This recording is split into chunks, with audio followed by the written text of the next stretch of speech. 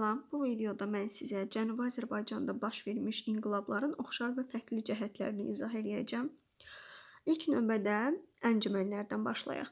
Əncümənlər 1905 və 1911-ci illər, yəni məşrutə inqilabı zamanı ilk dəfə yaradılmışdı. İlk dəfə deməli 1905-1911-ci ildə yaradıldı. 1917-1920-ci il Xiyabani hərəkatı zamanı şəhər əncümənlərinə seçkilər planlaşdırılsa da həyata keçirilməmişdi. 1941-1946-cı illər Pişəvəri inqilabı zamanı isə əncümənlər yaradılmışdı. Yəni əncümənlərin yaradılması məşrutə və 1941-46-cı il inqilabları üçün oxşar cəhətdir.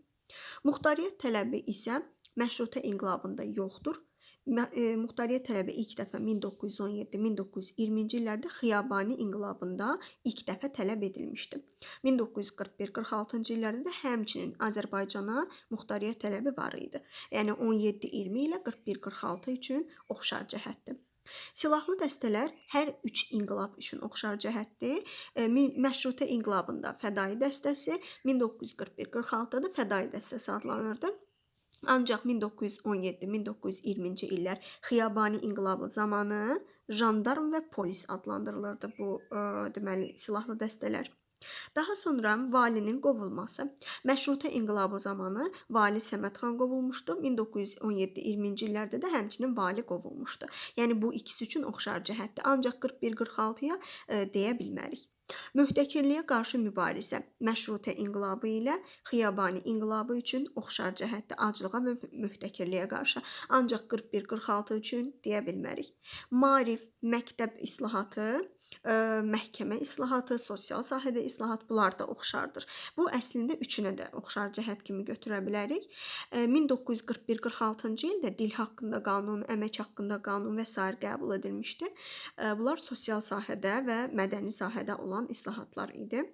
Həmçinin əgər Təbrizdə pulsuz qız məktəbi desə, bu 1917-1920-ci il üçün oxşar cəhətdir.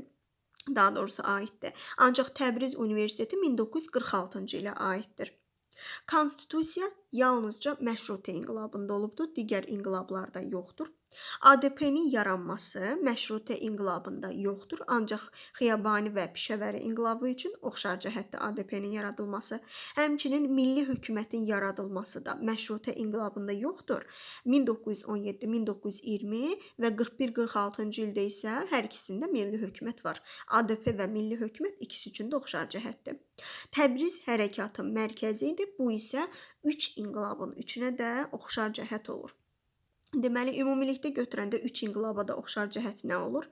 Silahlı dəstələrin yaradılması, maarif məktəb sahəsində islahatların həyata keçirilməsi, Təbrizin hərəkatın mərkəzi olması üçünə də oxşar cəhətdir.